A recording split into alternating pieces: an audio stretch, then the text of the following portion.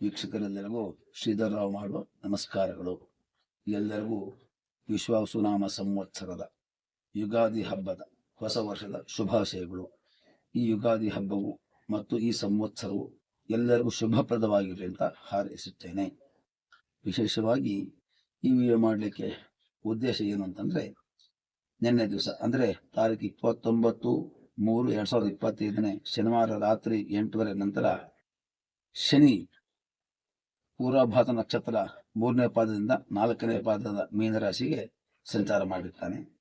ಹಾಗಾಗಿ 2 ವರ್ಷದ ಶನಿ ಮೀನರಾಶಿಯವರಿಗೆ 5 ವರ್ಷದ ಶನಿ ಮತ್ತು ಮೇಷರಾಶಿಯವರಿಗೆ 7.5 ವರ್ಷದ ಶನಿ ಪ್ರಾರಂಭ ಆಗಿರುತ್ತೆ. ಅರ್ಥಾತ್ ಮೇಷರಾಶಿಯವರಿಗೆ 7.5 ಶನಿ ಅಥವಾ ಸಾರ್ಧ ಸಪ್ತಮ ಶನಿ ತೊಂದರೆ ಪ್ರಾರಂಭವಾಗಿರುತ್ತೆ.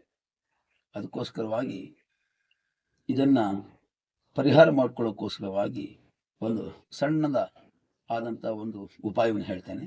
ತಾವೆಲ್ಲರೂ ಕೂಡ ಇದನ್ನ ಅನುಸರಿಸಿದರೆ ಶನಿ ತೊಂದರೆಯನ್ನ ಸ್ವಲ್ಪ ಮಟ್ಟಿಗಾದರೂ ಕೂಡ ಕಡಿಮೆ ಮಾಡ್ಕೊಳ್ಬೋದು ಅಂತ ನನ್ನ ಆಸೆ. ಹಾಗಾಗಿ ವೀಕ್ಷಕರೇ, ಇದನ್ನ ತಾವುಗಳೆಲ್ಲರೂ ಕೂಡ ಶನಿ ದೋಷ ಇದ್ದಂಥವರು ಎಲ್ಲರೂ ಕೂಡ ಪ್ರಯತ್ನ ಮಾಡಬಹುದು. ಹಾಗೆಯೇ ಕುಂಭರಾಶಿಯವರಿಗೆ ಅಷ್ಟಮ ಶನಿ ಆರಂಭವಾಗಿರುತ್ತೆ, ವೃಶ್ಚಿಕ ರಾಶಿಯವರಿಗೆ ಪಂಚಮ ಶನಿ ಆರಂಭವಾಗಿರುತ್ತೆ. ಹಾಗಾಗಿ ಇವರು ಕೂಡ ಈ ದೋಷ ಪರಿಹಾರಕ್ಕೋಸ್ಕರವಾಗಿ ನಾನು ಹೇಳುವಂತಹ ಈ ಒಂದು ಚಿಕ್ಕ ಉಪಾಯವನ್ನು ಮಾಡಿದರೆ ಶನಿ ಪೀಡೆಯಿಂದ ತೊಂದರೆಯಿಂದ ಸ್ವಲ್ಪ ಮಟ್ಟಿಗಾದ್ರೂ ಮುಕ್ತಿ ಆಗಬಹುದು, ಕಡಿಮೆ ಆಗಬಹುದು ಅಂತ ನನ್ನ ಆಸೆ. ಹಾಗೆ ನಾವೆಲ್ಲರೂ ಕೂಡ ಇದನ್ನು ಪ್ರಯತ್ನ ಮಾಡಿ ಅಂತ ಕೇಳ್ಕೊಳ್ತೇವೆ.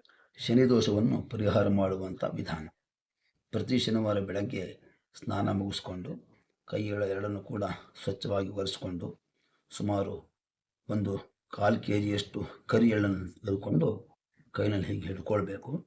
2 ಕೈನಲ್ಲೂ ಈ ರೀತಿಯಾಗಿ ಚೆನ್ನಾಗಿ ತಿಕ್ಕಬೇಕು. ಸುಮಾರು 3 ನಿಮಿಷಗಳವರೆಗೆ ಇದನ್ನು ತಿಕ್ಕಬೇಕು. ಎಳ್ಳನ್ನು ತಿಕ್ಕಬೇಕಾದಾಗ ಸೂರ್ಯಪುತ್ರೋ ದೀರ್ಘದೇಹೋ ವಿಶಾಲಾಕ್ಷೋ ಶಿವಪ್ರಿಯ ಮಂದಚಾರ ಪ್ರಸನ್ನಾತ್ಮ ಪೀಡಾಂ ಹರತಮೇ ಶನಿ. ಈ ಶ್ಲೋಕವನ್ನು ಸುಮಾರು 8 ಬಾರಿಯಾದರೂ ಜಪ ಮಾಡಿಕೊಂಡು ಅಥವಾ ಹೇಳಿಕೊಂಡು ಇದನ್ನು ಮಾಡಬೇಕು. ಹೀಗೆ ತಿಕ್ಕಿ ಆದಮೇಲೆ ಎಳ್ಳು ನಿಮ್ಮ ಕೈಗೆ ಅಂಟಿಕೊಳ್ಳುತ್ತದೆ.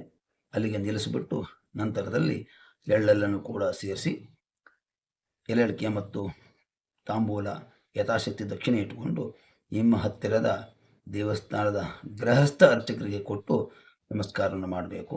ಹೀಗೆ 19 ಶನಿವಾರಗಳನ್ನು ಮಾಡಿದಲ್ಲಿ ಸ್ವಲ್ಪ ಮಟ್ಟಿಗಾದರೂ ಕೂಡ ಶನಿದೋಷ ಪರಿಹಾರವಾಗ್ತದೆ. ನಿಮ್ಮ ಕೆಲಸ ಕಾರ್ಯಗಳಲ್ಲೂ ಕೂಡ ಕೈಗೊಳ್ಳುತ್ತದೆ. ಈ ನಮ್ಮ ನೂತನ ಚಾನಲ್ಗೆ ಸಬ್ಸ್ಕ್ರೈಬ್ ಆಗಿ, ಲೈಕ್ ಮಾಡಿ, ಶೇರ್ ಮಾಡಿ, ಕಮೆಂಟ್ ಮಾಡಿ, ಬೆಲ್ ಬಟನ್ ಒತ್ತಿ. ಧನ್ಯವಾದ.